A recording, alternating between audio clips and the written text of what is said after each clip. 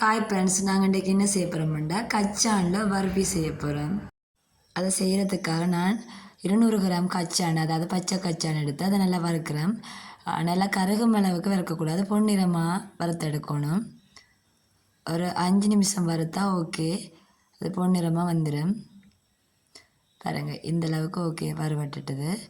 கச்சா நல்லா பதமாக வறுவட்டால் அதில் இருக்க தோல் தானாகவே கலரும். அதை நாங்கள் எடுத்துட்டு மிக்சியில் போட்டு அரைக்கிறோம். பாருங்கள், இப்படி அரைக்கணும். கொஞ்சம் நுர இருந்தால் டேஸ்ட்டாக இருக்கும். அதுக்கு பிறகு ஸ்டிக் பாத்திரம் ஒன்று எடுத்து அதுக்குள்ளே நான் அரை கப் அளவு பாலை நான் அதுக்குள்ளே ஊற்றிக்கொள்கிறேன். அடுப்பு ஆன் பண்ணுறேன். அதோட அரை கப் அளவு சீனி சுகர் ஆட் பண்ணுறேன். அதுக்கு உங்களுக்கு அரை கப்பை விட குறைவாகவும் நீங்கள் யூஸ் பண்ணி கொள்ளலாம். உங்களோட டேஸ்ட்டை பொறுத்து சுகர் ஆட் பண்ணி கொள்ளலாம். அதை நாங்கள் நல்லா கலக்கி விடுறேன். சுகர் நல்லா இதோட சேரணும். குறைந்த ஃப்ளேமில் நாங்கள் வச்சுக்கொள்ளும் தொடர்ச்சியாக பால் பொங்கிடும். அடுத்து நான் அரைச்செடுக்கப்பட்ட அந்த கச்சானை நான் அதுக்குள்ளே போடுறேன். போட்டுட்டு நல்லா மிக்ஸ் பண்ணி கொள்ளணும். பாலும் அந்த கச்சானும் நல்லா சேரணும். இந்த கலவையை தொடர்ந்து நாங்கள் கலக்கி கொண்டே இருக்கணும். அதாவது நான்ஸ்டிக் பாத்திரம் வேண்டாம், அடி பிடிக்காதான். ஆனால் தொடர்ந்து நாங்கள் கிளறி கொண்டிருந்தோம்னு சொன்னால் தான் நல்லா திக்காகும், அதோட டேஸ்ட்டும் கூட வரும். இப்படி தொடர்ந்து நாங்கள் செய்து கொண்டிருப்போம். ஒரு கட்டத்தில் அந்த கலர் சேஞ்ச் ஆகுது. பாருங்க, இந்த கலருக்கு வந்திருக்குது. தொடர்ந்து நாங்கள் இதை கிண்டி கொண்டே இருக்கணும்.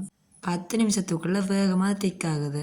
பாருங்க, இப்போ நாங்கள் முதல் மாதிரி கிண்டி கொண்டிருக்க தேவையில்லை, அதை உடனே திக்காயிரும். 10 நிமிஷமே போதும். இதுக்கு டைம் எடுக்காது, நிறைய நேரம் எடுக்காது.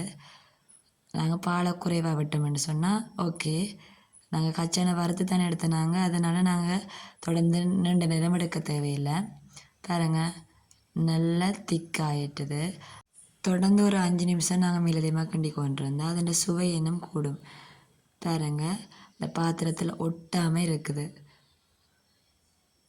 நாங்கள் தொடர்ந்து அதை கிண்டி கொண்டிருப்போம், நல்ல திக்னஸாக வரும் வரை. இப்போ ஓகே, நாங்கள் அடுப்பு பண்ணுவோம். அடுப்புலேருந்து நான் வெளியில் இறக்கிறேன். அது பிறகு அதை நான் நல்லா சூடு குறைய இன்னொரு பிளேட்டுக்கு மாத்திரம். அந்த பிளேட்டு நல்லா எண்ணெய் பூசிட்டுருக்கிறேன். பாருங்க, இப்போ அதை நல்லா பரப்பி விடணும். நல்லா மட்டமாக நீட்டாக வரணும். அதுக்காக ஒரு ஸ்பூன் எடுத்து அதை நான் நல்லா அழுத்தமாக்குறேன். நீட்டாக வரும். பாருங்க, நான் நீட்டாக நல்லா சேப்பாக வரணும். அதுக்கு பிறகு அந்த கச்சான் துகள்களை அதுக்கு மேலே பரப்புகிறேன். இல்லாட்டி ப்ளம்ஸ் போடலாம், காஜு அல்லது பாதாமும் இதுக்கு பரவலாம்.